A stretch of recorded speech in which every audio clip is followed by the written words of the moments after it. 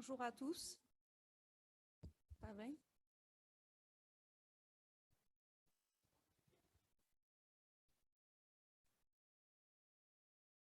Je suis donc maître Virginie de Haro-Joreca, avocat français, auteur du rapport Dictature 2020, terrorisme d'État, atteinte aux intérêts fondamentaux de la nation et crimes contre l'humanité, qui a été publié en novembre 2020.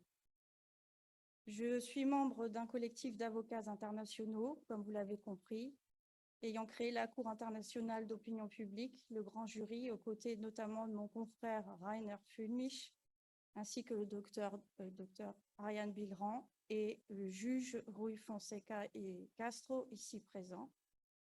J'ai engagé plus d'une vingtaine d'actions durant ces 2 dernières années pour des particuliers et des associations, tant au niveau national qu'au niveau européen et international, afin de défendre les libertés fondamentales et publiques. Donc, je voudrais vous parler d'abord, je suis ravie d'être parmi vous et de pouvoir intervenir ici à Lisbonne avec mes compagnons de résistance. C'est l'occasion pour moi de vous faire part de mon analyse de la crise d'un point de vue juridique suite aux différentes actions que j'ai pu engager pour le compte donc, de particuliers et d'associations et en tant qu'avocat international, membre de la Cour pénale d'opinion publique, le grand jury. Depuis maintenant plus de 2 ans, nous assistons à un coup d'État mondial fomenté par l'oligopole. Des organisations supranationales, financées en grande partie par les instigateurs de ce coup d'État, s'ingèrent dans le gouvernement de chaque nation et tentent de mettre en place les outils du contrôle social. Une expérimentation de masse est en cours, comme on l'a dit tout au long de la journée. Elle concerne, d'une part, la manipulation mentale de la population par diverses mesures non démocratiques, attentatoires aux libertés publiques et droits fondamentaux inaliénables, en plus d'être contraires aux principes de la médecine, comme vous l'a expliqué très bien le docteur Oliveira ce matin. Confinement forcé, entraînant notamment des suicides, des symptômes dépressifs chez les jeunes, des tests non fiables, des masques inutiles, des auto-attestations, la distanciation sociale, des déplacements limités, passe sanitaire, passe vaccinal, vous connaissez tout cela. Ces mesures ayant plutôt rapport avec la charte de Biderman, les expériences de 1000 grammes et le contrôle social que l'on dit à la chinoise. D'autre part, des produits pharmaceutiques expérimentaux qui portent atteinte au droit à la vie des citoyens, des effets indésirables nombreux menant à des handicaps, souffrances, traumatismes, décès. Ces substances géniques, appelées vaccins contre la Covid-19, ont reçu une autorisation d'urgence de mise sur le marché à la condition légale qu'il n'y ait pas d'autres traitements. Les autres traitements qui présentaient un niveau plus élevé de preuves scientifiques ont donc été écartés et décrédibilisés du fait d'une collusion entre les gouvernements, les groupes pharmaceutiques, les médias et les plateformes de réseaux sociaux. Pourtant, suivant les règles fondamentales d'éthique médicale, les premiers décès suite aux injections de substances géniques Covid-19 auraient dû entraîner la cessation immédiate de l'expérimentation à grande échelle. Je vous propose de vous parler de la négation des lois non écrites de la nature humaine et l'inversion de la hiérarchie des normes juridiques. En ce qui concerne la négation des lois non écrites de la nature humaine, le principe du respect de la dignité humaine. Seule l'acceptation de l'homme en tant qu'être humain, dans lequel la dignité et le respect sont prioritaires, en tant qu'attribut inaliénable attaché à chaque individu, est reconnu. Le principe de dignité exige de sauvegarder la personne humaine contre toute forme d'asservissement ou de dégradation. La dignité implique que la personne reste maître de son corps et d'elle-même, ce qui suppose qu'elle ne se trouve pas aliénée ou asservie à des fins étrangères à elle-même. Ce principe figure à l'article 1er de la Déclaration universelle des droits de l'homme de 1948. Tous les êtres humains naissent libres et égaux en dignité et en droit. En ce sens, la Déclaration de 1948 confirme l'abolition de toute notion d'échelle de dignité. La dignité est l'essence de l'homme. Défendre la dignité ou sa dignité serait donc défendre l'humanité. Cette protection revêt la forme d'un devoir de la communauté à offrir une vie digne à chacun, devoir essentiel selon la philosophe Judith Butler. Les textes de loi ont essayé de définir cette vie digne, une vie indépendante qui permet l'autonomie de choix et la participation à la vie sociale et culturelle. D'ailleurs, la définition de la santé en tient compte. Comme l'a dit le docteur Oliveira, la santé est un état de complet bien-être physique, mental et social et ne consiste pas seulement en une absence de maladie ou d'infirmité. Dans les fondements de la métaphysique des mœurs, Kant distingue ce qui a un prix et ce qui a une dignité. Dans le règne des fins, tout a un prix ou une dignité. Ce qui a un prix peut être aussi bien remplacé par quelque chose d'autre, d'équivalent. Au contraire, ce qui est supérieur à tout prix, ce qui par suite n'admet pas d'équivalent, c'est ce qui a une dignité. Par conséquent, une société qui choisirait quel être humain mérite d'être traité dignement et lequel ne l'est pas serait une société injuste, immorale, fondée sur la discrimination et l'exclusion. Nous retrouvons ici l'idéal cosmopolite des stoïciens, les inventeurs de la philanthropia grecque qui deviendra l'humanitas latine. Cicéron disait « Je ne peux ressentir aucune inquiétante étrangeté face à un autre homme. Par cela qu'il est un homme ne doit pas être étranger pour un homme. » Tout comme Terence disait dans ses vers « Je suis un homme et rien d'humain ne m'est étranger. » Par conséquent, toute violence, toute discrimination à l'encontre des personnes qui refusent de se faire injecter une substance expérimentale, surtout lorsque le produit pharmaceutique en question est inefficace et nocif, voire mortel, viole tous les principes rattachés au respect de la dignité humaine. Le principe du respect de la dignité humaine a son corollaire, la résistance à l'oppression en cas d'atteinte à ce même principe. Le principe de résistance à l'oppression appartient aux lois non écrites de la nature humaine et préexiste logiquement à l'État et à sa norme fondamentale et suprême. En effet, lorsque les institutions d'un État, dont la vocation première est d'assurer la protection de l'ordre public, la sauvegarde des principes fondamentaux, de la liberté et des droits des peuples, ne font plus obstacle à la dérive des régimes totalitaires, il est du devoir de chaque individu de résister à l'oppression. Le droit de résister à l'oppression a été théorisé pour la première fois par Cicéron et la tragédie grecque Antigone de Sophocle, datant de l'an 411 avant Jésus-Christ, en est l'illustration parfaite. Elle vous a été expliquée par le docteur Bilran. En France, par exemple, l'article 34 de la Déclaration française de 1793, même si cette déclaration ne fait pas partie du corpus constitutionnel, permet de préciser très justement la chose suivante. Il y a oppression contre le corps social quand un seul de ses membres est opprimé. Il y a oppression contre chaque membre quand le corps social est opprimé. L'oppression existe d'ailleurs même lorsqu'un seul individu est victime, car l'ensemble du corps social est uni par une solidarité intime et étroite, qui crée en eux le sentiment d'être tous visés, même si un seul l'est en réalité. Selon l'auteur du traité de sciences politiques, Georges Burdeau, le moteur de la résistance, ce n'est ni la foule, ni la tribune, c'est l'individu qui a le goût politique et qui juge. C'est le citoyen qui ne se laisse pas fasciner par l'hypnose exercée par le pouvoir, celui qui refuse d'être dupe, parce qu'il faut qu'il y ait au début du mouvement populaire une réaction des consciences individuelles. Sinon, ce sera une émeute ou une révolte. Ce ne sera pas dans le plein sens du mot, ce refus d'accepter plus longtemps l'arbitraire des gouvernants qui caractérisent la résistance à l'oppression. La résistance à l'oppression n'est pas révolutionnaire. Au contraire, elle est de nature conservatrice, sa mission étant de défendre l'ordre constitutionnel établi et de contribuer au retour du statu quo ante. Concernant maintenant l'inversion de la hiérarchie des normes juridiques, prenons le cas de la France, puisque c'est celui que je connais le mieux.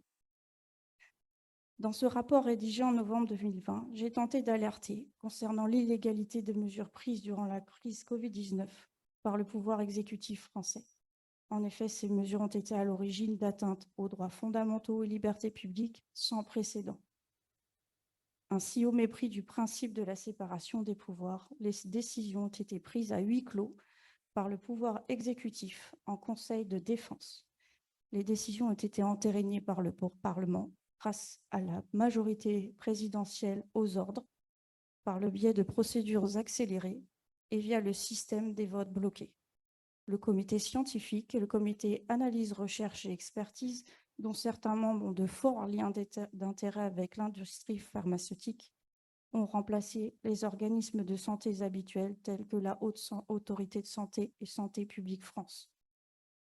Des lois, décrets et arrêtés préfectoraux, ce qui fait partie du bloc réglementaire sur la pyramide des normes juridiques, c'est ce qu'il y a de plus bas, ont prévalu sur les normes du bloc constitutionnel, c'est-à-dire ce qu'il y a de plus élevé, sans que ces textes ne soient jamais remis en cause ou invalidés, tant par le Conseil constitutionnel, a priori ou a posteriori, que par les juridictions judiciaires et administratives. Ces dernières avaient pourtant la possibilité soit d'accueillir favorablement les questions prioritaires de constitutionnalité, soit d'analyser les mesures litigieuses au regard du bloc conventionnel, qui est composé des traités et conventions ainsi que le droit européen. Ce bloc se situe juste en dessous des normes suprêmes, le corpus constitutionnel. Alors que les dites mesures étaient clairement disproportionnées et contraires à bon nombre de textes conventionnels et européens, ainsi qu'aux normes suprêmes du corpus constitutionnel. L'État de droit a donc cédé la place à l'arbitraire. En effet, fin 2020, j'ai pu relever les atteintes majeures suivantes.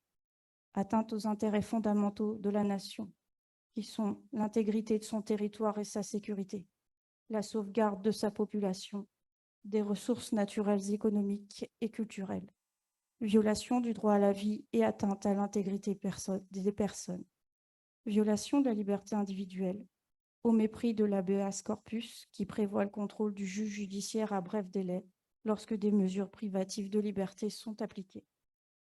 Nous parlons là des confinements forcés de l'ensemble de la population. Violation du principe de sauvegarde de la dignité de la personne humaine contre toute forme d'asservissement et de dégradation. Violation de la liberté de circuler, liberté d'aller et venir. Violation du principe général du droit de mener une vie familiale normale par l'interdiction d'aller rendre visite à un proche en EHPAD, de restreindre la possibilité d'assister aux funérailles et d'interdire toute possibilité de se réunir en famille. Violation de la liberté d'entreprendre et inégalité de traitement. Violation du droit de manifester et de se rassembler. Violation du droit à l'éducation. Violation de la liberté de culte.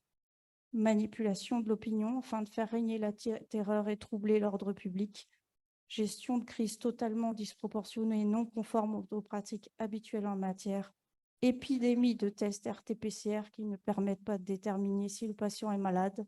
Interdiction de traitement disponible contre la Covid-19 en violation des droits du patient et de la liberté de prescrire. Homicide par administration du Rivotril dans les EHPAD. Crime contre l'humanité et rappel du code de Nuremberg. Actes de maltraitance et torture à l'égard des enfants. Comme on voit, la liste est longue et je pense que tout juriste doit être stupéfait de ce qui s'est passé dans nos pays. Parce que je pense que c'est à peu près la même chose au Portugal, vu ce que j'ai compris de la présentation de Rui. Or, les magistrats de l'ordre administratif et les membres du Conseil constitutionnel, comme je vous l'ai dit, ont principalement utilisé le principe constitutionnel de protection de la santé pour entériner les mesures les plus iniques et les plus nocives pour la santé des Français que l'on ait pu prendre au cours de toute l'histoire de l'humanité. Pour le moment, il est devenu quasiment impossible d'échanger de manière objective devant les cours et tribunaux français concernant les dommages causés par les mesures telles que les confinements forcés, les masques, les tests RT-PCR et la dangerosité des injections de substances géniques expérimentales. Et encore une fois, je comprends que c'est la même chose au Portugal. Voilà. Nous avons pourtant pris le soin d'exposer, dans le cadre de nos plaintes, la hiérarchie des preuves scientifiques, ce qui n'a jamais été mis en avant ni par les médias, ni par les groupes pharmaceutiques, ni par les agences de santé de l'État, et pour cause. Il s'agit d'une grille précise de lecture permettant de trier l'information, de reconnaître les études qui prévalent et de comprendre que les avis de l'OMS figurent par exemple au plus bas niveau de la hiérarchie des preuves scientifiques, ou bien qu'une quinzaine de traitements préventifs ou curatifs étaient disponibles. Je ne suis pas médecin, donc je ne vais pas m'éterniser, mais bon, tout le monde connaît l'azithromycine, l'hydroxychloroquine, l'ivermectine, colchicine, vitamine D, zinc, artémisia, noix, etc. Donc, il y en a vraiment de nombreuses qui présentent un haut niveau de preuves scientifiques, sachant que la pyramide est de la suivante, c'est des méta-analyses, examens systématiques, essais cliniques, randomisés, études de cohorte, études cas témoins, rapport de cas, série de cas, avis d'experts, études menées sur des animaux, études in vitro. Donc, en fait, cette pyramide est connue depuis très longtemps. Et bien sûr, on s'est bien gardé de nous la présenter puisque ça aurait permis de faire un tri très rapide dans ce qui nous était dit. Concernant les affaires devant les instances administratives, judiciaires, européennes et internationales, à compter du mois de décembre 2020, des associations m'ont accompagnée devant la juridiction civile, dans le cadre d'une action collective notamment, et en premier lieu contre les confinements forcés, avec 1360 plaignants, dont des professionnels de santé. Malgré la production de nombreuses études scientifiques et des analyses de multiples experts dont la crédibilité ne peut être remise en cause, le tribunal judiciaire a refusé la discussion. Il s'avère aujourd'hui que d'autres études scientifiques sont venues depuis confirmer la nocivité de la mesure de confinement forcé, et le président français du Conseil scientifique a pu le reconnaître publiquement. Je n'ai pas à engager d'action devant les juridictions administratives, étant donné que le Conseil d'État français, la plus haute cour en matière administrative, a systématiquement confirmé toutes les mesures prises par le pouvoir exécutif depuis le début de la crise. Ainsi, le principe à valeur constitutionnelle de protection de la santé a été érigé en principe suprême, primant sur tous les autres, alors qu'une telle hiérarchie n'existe pas, tant par le Conseil constitutionnel que par le Conseil d'État, afin d'avaliser toutes les mesures prises par le pouvoir exécutif depuis mars 2020. Il ne fait désormais aucun doute que la définition même de la santé a été ignorée.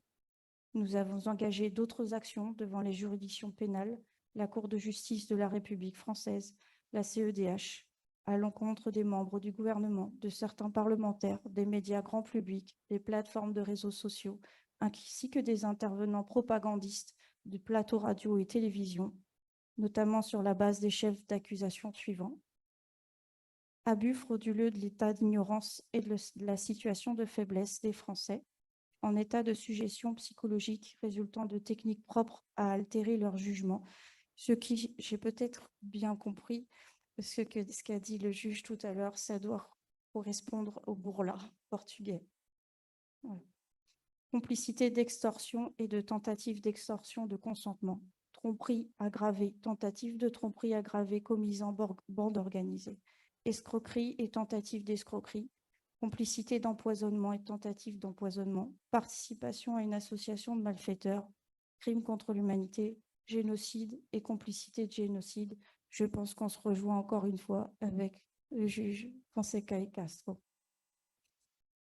Dans le cadre d'un rapport de septembre 2021, figurant en annexe de nos plaintes et de plaintes pénales diligentées également par l'un de mes confrères français, j'ai également réclamé l'expertise des solutions injectables expérimentales contre la COVID-19, étant donné de fortes suspicions relatives à la présence de nanotechnologies, d'oxyde de graphène et autres substances toxiques, ce qui n'a pas encore été traité par les magistrats en charge de ces dossiers. Dans ce contexte de crise, j'ai également traité des questions de bioterrorisme et attaques par armes biotechnologiques dans le cadre d'articles. En parallèle et devant la passivité des cours et tribunaux, comme je l'expliquais tout à l'heure, j'ai rejoint Rainer Brouille et d'autres avocats internationaux. Je vais tenter maintenant de vous exposer le cartel finance, pharma, médias. Il est indispensable aujourd'hui d'analyser non seulement l'idéologie, mais également les liens financiers et les liens d'intérêt majeurs à l'origine de la corruption systémique dont nous connaissons désormais l'ampleur. Ce qui concerne l'oligopole, le rapport intitulé « Génocide économique des nations » de Juliette Marin détaille la mainmise des fonds d'investissement américains sur les sociétés françaises du CAC 40, et je suppose aussi sur les plus grosses sociétés portugaises, malheureusement. Ces mêmes fonds d'investissement détiennent ainsi directement et indirectement les médias dominants ainsi que les laboratoires pharmaceutiques. Je cite quelques extraits de ce rapport très intéressant. Selon nos informations, les 10 plus grands investisseurs institutionnels contrôlent à eux seuls environ 22 000 milliards de dollars et sont également présents en Europe. Parmi ces investisseurs, beaucoup sont à la fois grands et diversifiés, comme BlackRock ou Vanguard. Il n'est pas rare qu'ils possèdent de nombreuses parts dans des entreprises qui sont des concurrents directs, voire parfois dans toutes les entreprises d'un secteur. Même s'ils se retrouvent rarement actionnaires majoritaires d'une seule et même société, ce qui est caractéristique, les effets de cette situation sur la concurrence sont semblables à ceux d'une situation d'oligopole.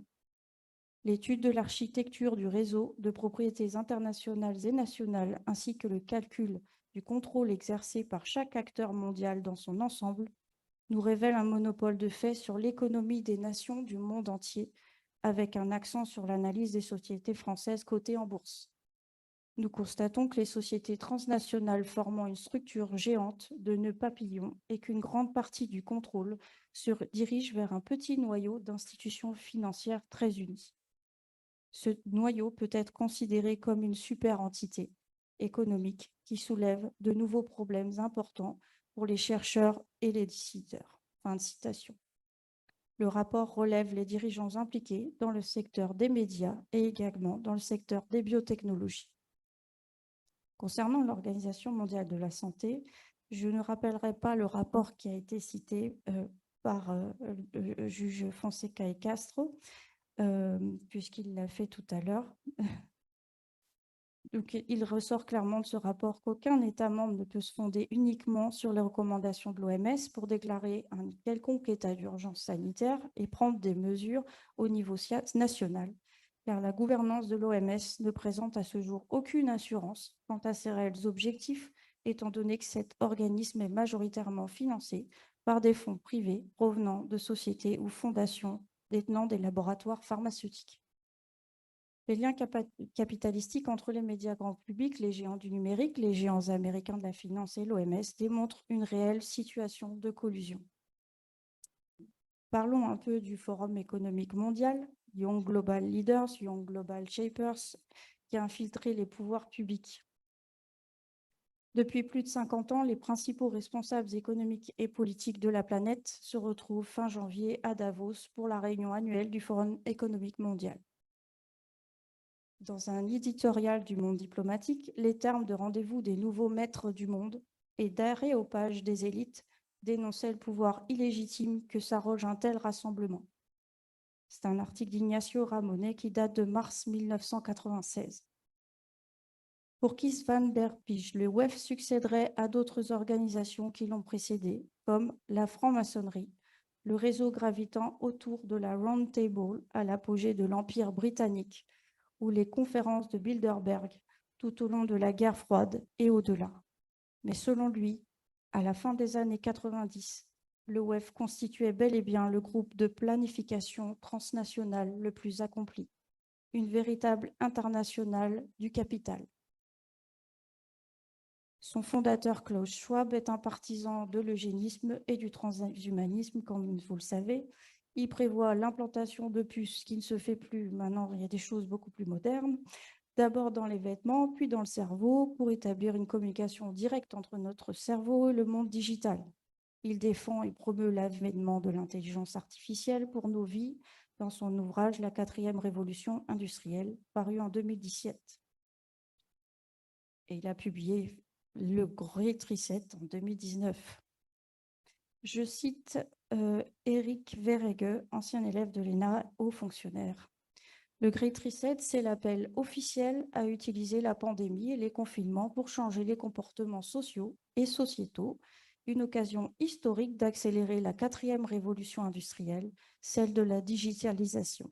C'est aussi un éloge de l'intervention de l'État pour imposer la transition écologique et l'économie circulaire. C'est encore une justification à la surveillance de tous les individus grâce à Internet et à la reconnaissance faciale. Dans un autre article de 2021, il dit encore « Entre Emmanuel Macron et Mario Draghi, nul ne sait quel est le meilleur agent du Great Reset.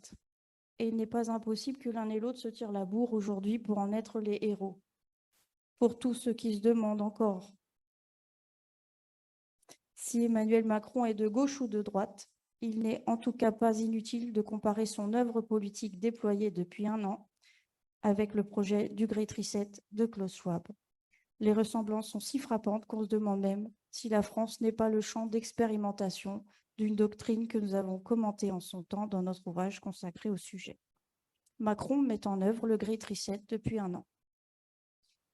En effet, lors de son intervention à l'école d'administration publique de l'université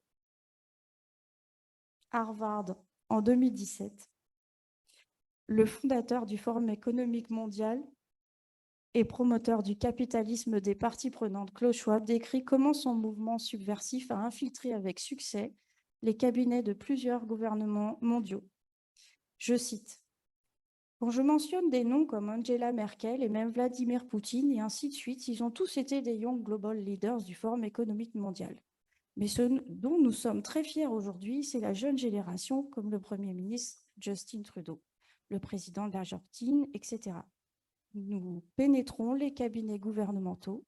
Hier, je me tenais à la réception du Premier ministre Trudeau et je remarquais que la moitié de son cabinet, ou même plus de la moitié, est en fait composée de Young Global Leaders. Il ajoute que ceci est aussi vrai en France. Le président est un Young Global Leader. Je pense qu'on ne peut pas être plus clair. En 2018, lors de l'intervention d'Emmanuel Macron au Forum de Davos, Klaus Schwab s'est adressé à lui de la manière suivante. « Vous êtes le symbole de la politique dont nous avons besoin pour nous guider dans le nouveau monde. » Concernant l'infiltration des pouvoirs publics par les consultants privés reliés au cartel, la commission d'enquête sénatoriale française, présidée par M. Arnaud Bazin, a publié le 17 mars 2022 un rapport numéro 578 sur l'influence croissante des cabinets de conseil privés sur les politiques publiques, intitulé « Un phénomène tentaculaire, l'influence croissante des cabinets de conseil sur les politiques publiques ». C'est le pouls. Ça, c'est moi qui le rajoute. D'après ce rapport, le recours aux consultants a particulièrement augmenté entre 2018 et 2021 pour atteindre plus d'1 milliard d'euros de dépenses publiques l'an dernier, financées avec les impôts des Français. Dans ce rapport de Madame la sénatrice Éliane Assassi, on peut lire les propos de Monsieur Frédéric Pierru, sociologue chargé de recherche au Centre national de la recherche scientifique français, spécialiste du secteur de la santé, notamment, je cite cet extrait. Ce qui m'a étonné, c'est de voir un cabinet comme McKinsey, qui ne connaît rien à la vaccination, assister un ministre, alors que des spécialistes de la question sont disponibles à l'intérieur de l'État. L'administration de santé publique est capable d'élaborer logistiquement une campagne de vaccination. Et on va chercher un consultant de McKinsey. C'est assez clair. Lors d'une intervention sur la chaîne publique Sénat le 17 mars 2022, le rapporteur, Madame la sénatrice Éliane Assassi, indique notamment qu'il y a un manque de transparence évident et que durant la crise sanitaire, la commission d'enquête s'est rendue compte qu'un document portant le logo du ministère des Solidarités et de la Santé français était le même que celui rédigé par McKinsey pour les besoins de la gestion de la crise Covid-19 en Australie. Les chiffres et graphiques sont bien entendu différents. Il s'agit de copier-coller de documents qu'ils remettent à d'autres pays que la France, indique le rapporteur. Ces documents sont transmis au Conseil de défense, ce qui renforce le sujet de l'opacité et du manque de transparence. De même, Caroline Michel-Aguirre, journaliste, co-autrice de l'ouvrage « Les infiltrés », indique notamment le 24 mars 2022 « D'après nos informations, ce sont des dizaines de consultants de McKinsey qui étaient à l'Agence de santé publique pendant la pandémie. » McKinsey, couramment appelée la firme, est non seulement tentaculaire, mais elle est également reliée aux laboratoires pharmaceutiques ainsi qu'à certaines fondations lucratives, ce qui expliquerait pourquoi différents États occidentaux ont adopté les mêmes mesures liberticides et criminelles lors de la crise Covid-19. Un article intitulé « Comment McKinsey s'est infiltré dans le monde de la santé publique mondiale » est paru dans Vox le 13 décembre 2019 et celui-ci fournit de nombreuses informations qu'il est indispensable de rappeler ici. Je cite : « Comment les consultants façonnent la santé mondiale ? La santé mondiale, un domaine dédié à l'amélioration de la santé et du bien-être des pauvres et des plus vulnérables, a tranquillement développé un penchant pour les consultants en gestion hautement rémunérés et leurs outils du monde des affaires. Selon une présentation PowerPoint interne de McKinsey en 2016, obtenue par Vox, la société a été impliquée dans la réponse aux plus grandes épidémies internationales de ces dernières années, de MERS en Arabie Saoudite à Zika au Brésil. Au cours de l'épidémie d'Ebola de 2014 à 2016 en Afrique de l'Ouest, BCG et McKinsey ont envoyé du personnel en Afrique de l'Ouest pour conseiller l'OMS et les pays touchés. Ces entreprises ont travaillé chez Gavi, l'Alliance du vaccin, un partenariat mondial public-privé axé sur l'élargissement de l'accès à la vaccination dans les pays pauvres depuis ses débuts, aidant à développer leur stratégie de financement des vaccins. Le Fonds mondial, un autre partenariat public-privé qui investit dans le traitement et la prévention des maladies infectieuses comme le VIH, SIDA, la tuberculose et le paludisme. United, la Fondation Gates, l'Organisation mondiale à but non lucratif Partners in Health et l'OMS. McKinsey et BCG semblent avoir un impact démesuré sur le secteur mondial de la santé. Une mesure de cela, les deux entreprises ont toujours figuré parmi les 5 principaux prestataires de services professionnels de la Fondation Gates. Selon les déclarations de revenus de la Fondation, même après que l'organisation se soit engagée à réduire les dépenses de consultants à partir de 2015. La montée en puissance de la Fondation Gates a entraîné la création de plus d'espace pour les consultants en gestion afin de résoudre les problèmes de santé mondiale, a déclaré Davy Sridhar, titulaire de chaire de santé publique mondiale à l'Université d'Édimbourg. Le défi est d'essayer de suivre l'argent et de comprendre les relations entre les bailleurs de fonds comme Gates, les sociétés de conseil et l'OMS. Comme Gates a commencé à payer régulièrement des consultants pour le compte d'institutions comme l'OMS, cela a créé une dépendance vis-à-vis des entreprises. Ensuite, il est devenu plus courant de faire appel à ces mêmes consultants pour la stratégie. Au total, la Fondation Gates a dépensé plus de 300 millions de dollars pour McKinsey et BCG entre 2006 et 2017, selon les déclarations de revenus de la Fondation. C'est plus que le budget national de la santé pour tout un pays à faible revenu, comme Haïti. C'est aussi environ la moitié de ce que le gouvernement américain a dépensé pour McKinsey et BCG au cours de la dernière décennie.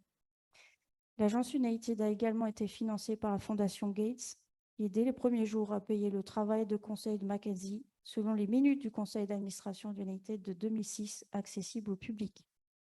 Considérez le rôle de McKinsey dans l'épidémie d'opioïdes qui a coûté la vie à près d'1 million d'Américains depuis 1999.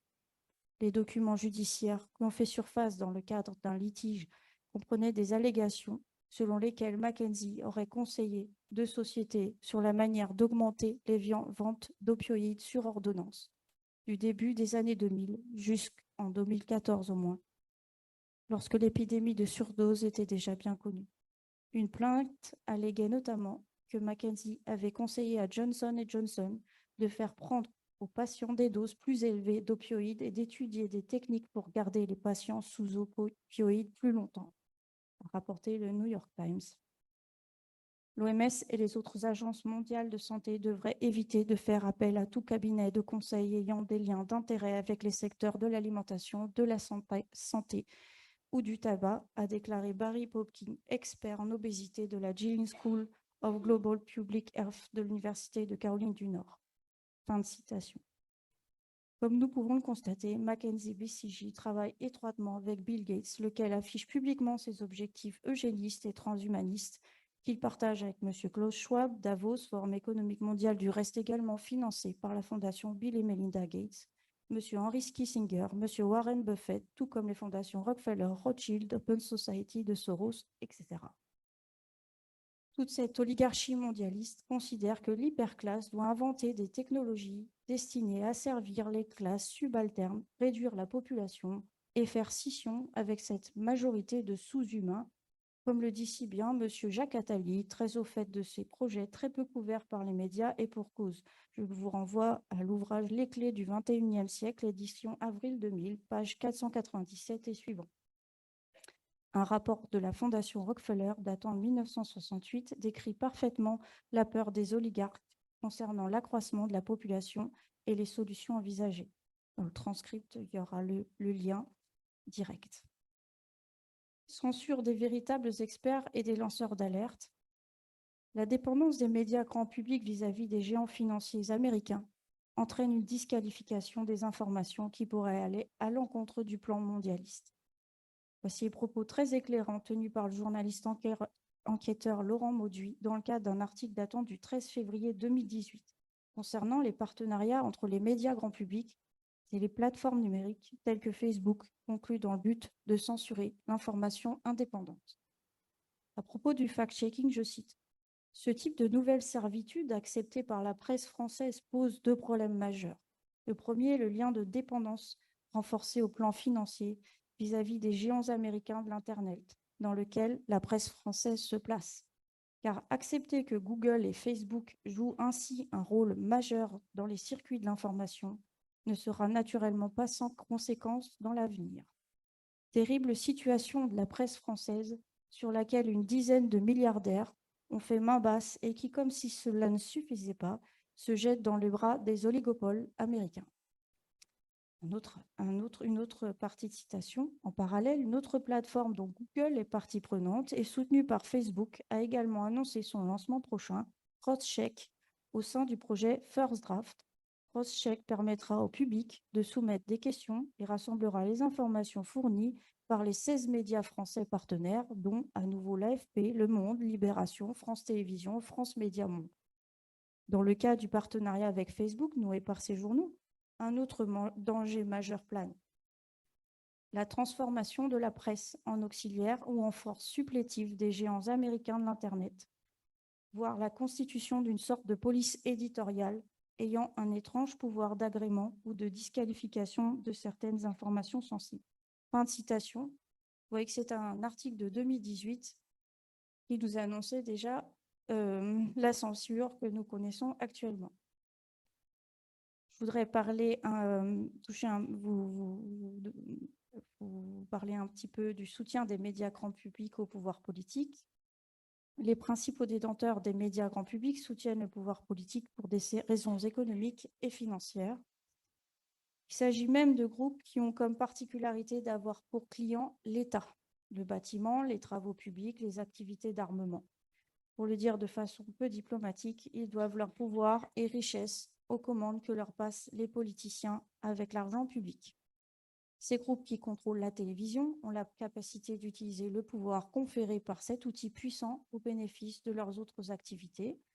Cela ne se fait pas forcément ouvertement. De plus, on constate une dépendance du pouvoir politique vis-à-vis du pouvoir médiatique.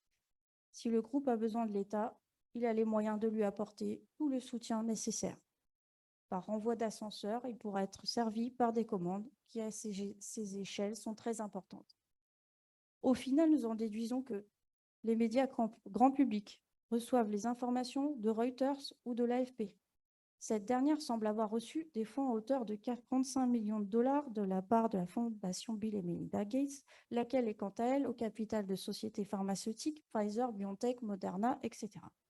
Les géants du numérique, tels que par exemple Google, YouTube, Facebook, Twitter, vérifient les faits et censurent les propos qui ne vont pas dans le sens des intérêts de leurs actionnaires. Les géants financiers, tels que BlackRock, comme on l'a dit, Vanguard, Fondation Bill et Melinda Gates, lesquels sont également au capital des laboratoires pharmaceutiques Pfizer, BioNTech, etc.